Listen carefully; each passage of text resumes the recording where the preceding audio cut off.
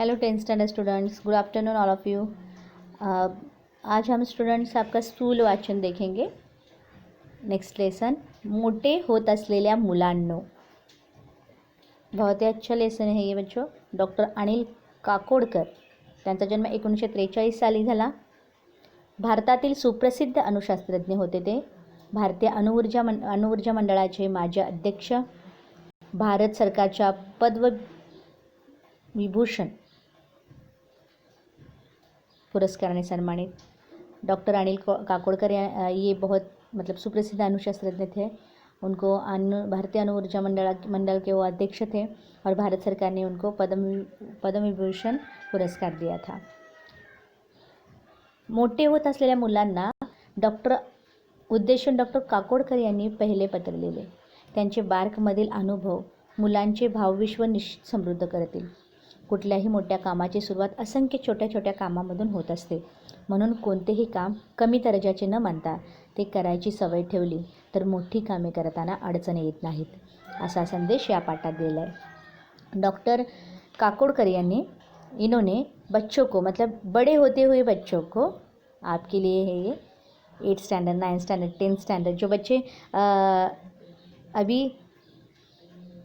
बड़े हो रहे हैं उम्र से, विचारों से, उनके लिए कहा गया है कि उनको अपना बार्क जो शहर है उसमें उनको क्या अनुभव मिला, मतलब क्या उनका क्या कहना है कि छोटे छोटे काम, हमें कौन से भी काम करने में शर्म नहीं होनी चाहिए। छोटे छोटे काम से ही बड़े बड़े काम हो जाते हैं।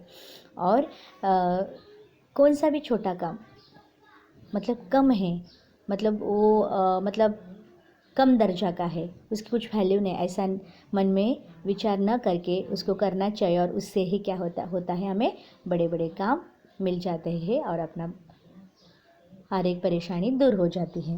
ये संदेश डॉक्टर काकोडकर इन्होंने इस पाठ में दिया है।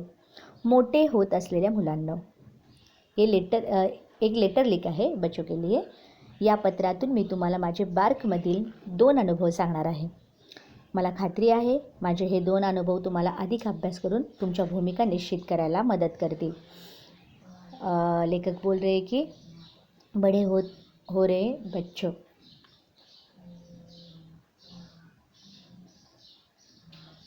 इस लेटर से मैं आपको बार्क इस शहर में जो मेरे 2 एक्सपीरियंस है मैं आपके साथ शेयर कर रहा हूँ। और मुझे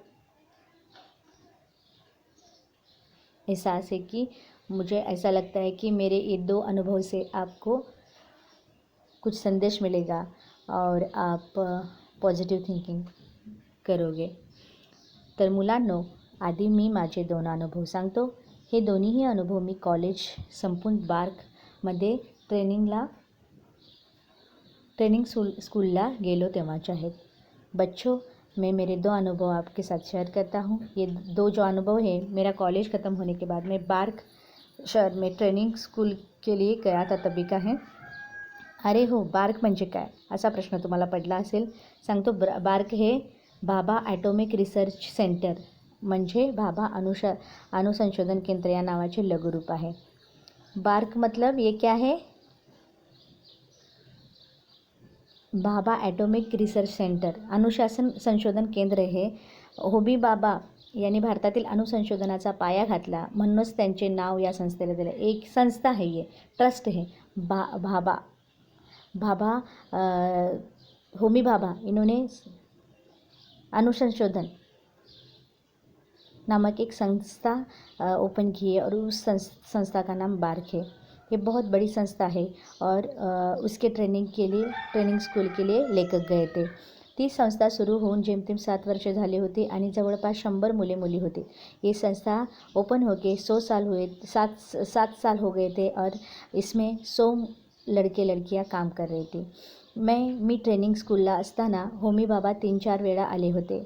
लेखक बता रहे हैं उनके अनुभव कि जब वो ट्रेनिंग स्कूल में थे तभी होमी बाबा 3-4 बार उनको मिलने आए थे। प्रचंड स्फूर्तिदायक व्यक्तिमत्व होते थे। एकदा मी त्यांना विचारलं, बहुत ही अच्छे पर्सनैलिटी उनकी थी और बहुत ही अच्छे व्यक्ति थे वो। एक बार सब स्टुडंट ने उनको पूछा, आम्ही इतकी मुलं मुले आहोत, पण सर्वांना पुरेल इतकं काम कुठे आहे इथे? ते म्हणाले, तुम्ही त्याची काळजी का करता? सब पूछने लगे, हम इतने सज्जन हैं, 100 लड़के लड़कियां हैं, और मतलब हम सबको जितना चाहिए उतना काम नहीं है. तो वो बोलने लगे की आप टेन्शन मत ले लो, तुम्ही सर्वजण संशोधन करत राहा, त्यासाठी सरकारला खर्च किती येतो याचा आत्ता विचार करू नका. फिर वो बोलने लगे, आप लोग सब जन क्या करो, रिसर्च करो, और जो भी खर्चा आएगा सरकार को उसका जो भी है आप टेन्शन मत ले लो. मात्र एक करा, तुम्ही स्वतःचं काम निर्माण करा. आपण काय काम करायचं हे तुम्ही स्वतःच ठरवा. बॉसने सांगितलं तेवढंच काम करायचं, आणि सांगितलं नसेल तर आपल्याला कामच नाही असं सांगायचं, हे चूक आहे. मतलब वो एक मैसेज देने लगे कि आप खुद का काम खुद निर्माण करो. आप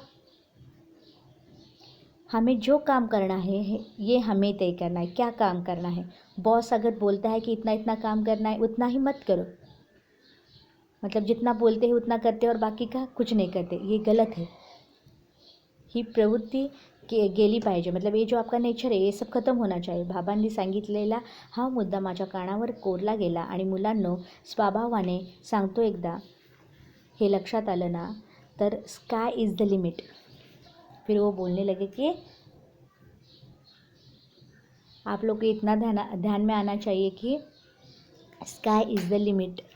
बोट धरून चालवणं किंवा दिशा दाखवणं हे 8-10 वर्षापर्यंत ठीक है. मतलब उनको क्या वो उनका कहने का मतलब क्या है कि देखो, आप जब छोटे होते हो, आपकी माँ, आपकी मम्मी आपको या आपके पिताजी उंगली पकड़ के छोटे रहते हो 8-10 साल तक.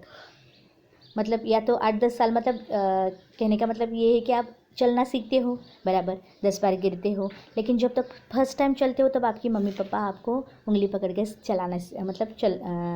चलाने के लिए सिखाती है. ओके. बाद में आप लोग क्या करते हो, खुद ट्राई करते हो, बराबर.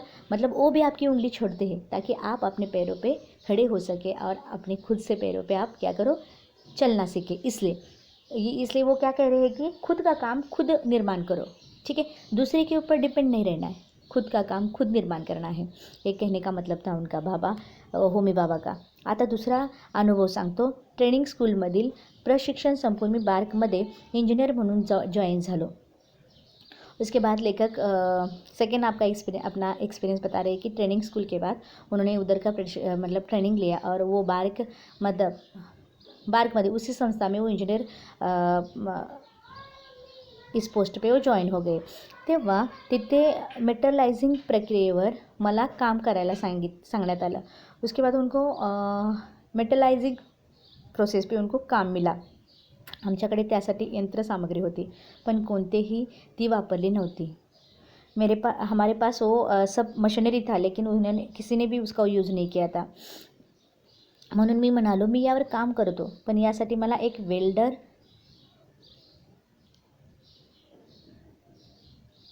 व एक फोरमन यांची एक गरज आहे. फिर वो बोलने लगे मैं इस पर काम करूँगा, लेकिन मुझे एक वेल्डर की और एक फोरमन की ज़रूरत है. तेव्हा मला सांगण्यात आलं, तुला आत्ता काहीच मदत मिळणार नाही, तुला स्वतःलाच सर्व करावं लागेल. वरिष्ठांची आज्ञा म्हणून मी सुरुवात केली आणि बरीच धडपड करून ते काम पूर्ण केलं. फिर उन्होंने क्या किया, मतलब जिन्होंने कहा था, मतलब उनके सीनियर ने उन्होंने कहा कि ये आपको नहीं मिलेगा, मतलब वेल्डर और फोरमैन, ये सब आपको उन्हीं के भी काम आपको करना है, और सबको आपको वन मैन शो करना है, मतलब खुद को करना है सब कुछ. तो उन्होंने उनकी आज्ञा समझ के उन्होंने सबको, मतलब फोरमैन का भी काम किया, वेल्डर का भी, और मशीनरी भी उन्होंने चलाई. और मतलब ये सब काम करके उन्होंने ये पूरा काम पूरा किया, मतलब उनका जो काम था वो पूरा किया. मग त्यांनी त्या कार्यक्रमाची वरिष्ठांची आज्ञा म्हणून धडपड करून ते पूर्ण काम केलं. मग त्यांनी त्या कार्यक्रमाची व्याप्ती वाढवली. हे करूया ते करूया असं बरंच काय काय म्हणाले. आणि मग विचारलं, आता सांग तुला काय पाहिजे, तुला वेल्डर मिळेल, फोरमॅन मिळेल, आणखीन जे हवे असेल ते मिळेल. यावर मी म्हणालो, आता मला काहीच नको, मी स्वतः सर्व करेन. तेव्हा ते म्हणाले, काम सुरू करण्याआधीच लोक काय काय मागण्या करतात, आणि या वृत्तीमुळेच आतापर्यंत ते काम झालेलं नव्हतं, म्हणून आम्ही तुला वेल्डर व फोरमन द्यायला नाही म्हणालो. मात्र आता तुझ्या हाताखाली पाहिजे तेवढे लोक घे, आता ते तुझं ऐकतील, कारण त्यांनी पाहिलं आहे तू ते करू शकतोस. आणि आता हेही लक्षात घे की एकटा माणूस जास्त काम करू शकत नाही. थोडक्यात काय तर तुम्ही करू शकता हे आधी दाखवा, मग इतरांना काम सांगा. आपल्याला येत नसताना दुसऱ्यांना काम सांगणं योग्य नहीं. हा धडा त्या दुसऱ्या अनुभवातून मी शिकलो. मतलब उन्होंने क्या क्या कहा कि देखो, अगर हम किसी पोस्ट पे जाते हैं तो अपने अंडर बहुत सारे काम करने के लिए रहते बच्चों. तो अगर जो अंडर में काम करते हैं, बराबर, हमारे पोस्ट अच्छे रहते हैं ये भी पता है, लेकिन वो अंडर में काम करने वाले जो लोग होते हैं, हम क्या बोलते हैं, मेरे पास इतने 4 जन चाहिए ये काम करने के लिए. लेकिन पहले वो 4 जन का काम, 4 में से 1 जन का या 2 जन का आप भी काम कर सकते हो ना.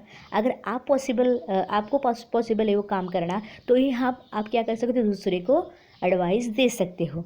मतलब क्या कहा उन्होंने, उनके जो सीनियर थे उन्होंने बोला कि बाद में बोले मैं आपको मतलब देता हूँ, जो भी आपको जितने भी हेल्पर चाहिए, फोरमैन चाहिए, वेल्डर चाहिए, मैं देता हूँ, लेकिन आप में उतनी काबिलियत है क्या, वो हम देख रहे थे, ऑब्जर्व कर रहे थे. और इतना भी ध्यान में रखो कि पहले वो काम खुद करना सीखो, फिर बाद में क्या करना है, मतलब उस काम के लिए खुद कैपेबल हो क्या ये पहले सोचो, फिर बाद में अपने मतलब दूसरों को काम वो बताओ. ये इस सीन से, मतलब इस घटना से उनको ये अनुभव मिला. तर मुलांना जवळपास 50 वर्षापूर्वीचे हे 2 अनुभव मला आजही खूप महत्त्वाचे वाटतात. यातील आशय तुम्ही आत्ताच नीट समजून घेतला तर मोठे होण्याच्या प्रक्रियेत तुम्हाला त्याचा फायदा होईल. मतलब क्या बच्चों, इस लेसन से हमें क्या 2 मैसेज मिले कि खुद का काम हमें खुद निर्माण करना चाहिए. और मतलब जैसे फॉर एग्ज़ाम्पल मैं बता रही हूँ बच्चों आपको स्कूल का. बच्चों अभी आपका 10th का ईयर है, ठीक है. 10th बहुत इम्पॉर्टेंट ईयर होता है ये 10वीं का. और इसमें देखिए हम जो पढ़ाते हैं आप उसको फॉलो करते हो, और आप क्या करते हो, जितना भी होमवर्क होता है कंप्लीट करते हो. लेकिन बच्चों क्या होता है पता है, इधर आप थोड़ा मिस्टेक भी करते हो. हम जितना बोलते हो उतना करते हो, लेकिन ऐसा नहीं करना चाहिए. आपको क्या करना चाहिए, आपको खुद से पढ़ाई करनी चाहिए.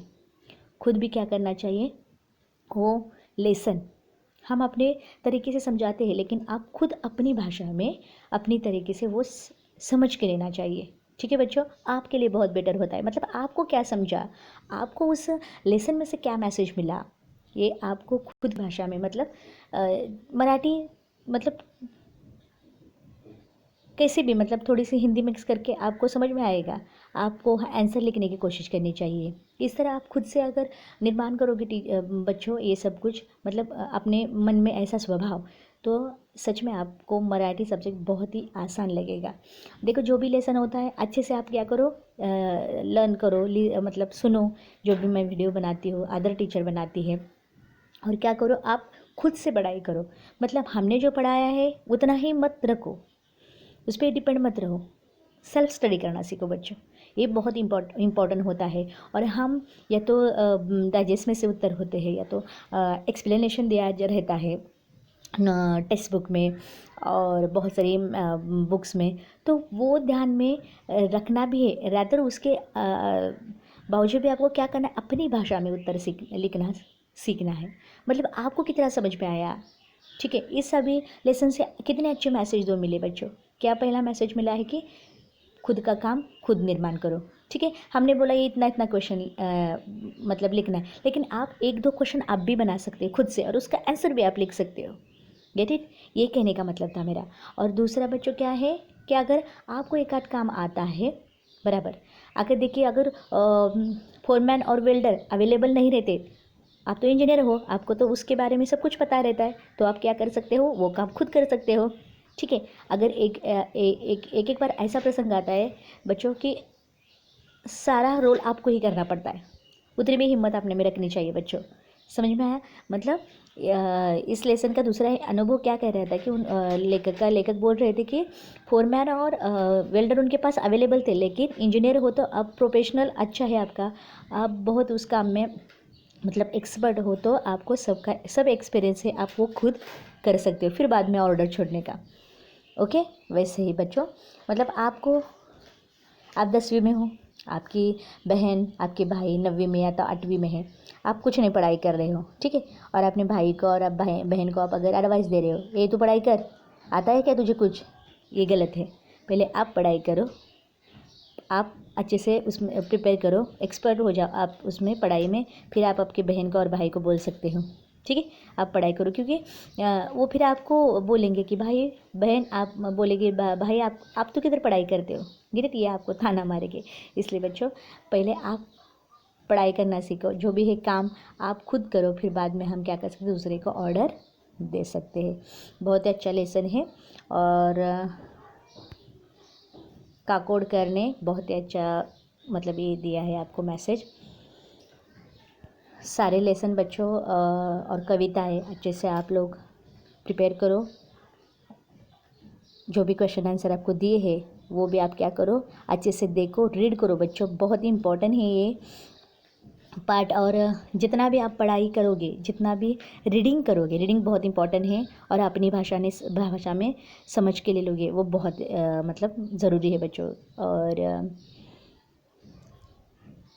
ये लेसन के क्वेश्चन आंसर भी लिखना है आपको, ये आता है, डॉक्टर होमी भाभा का भी आता है। टिपा लिखना मतलब उनके बारे में इंफॉर्मेशन लिखना।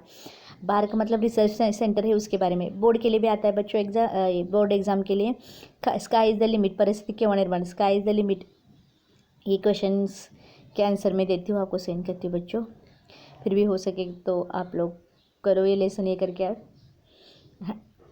क्वेश्चन आंसर लिख सकते हो। Thank you.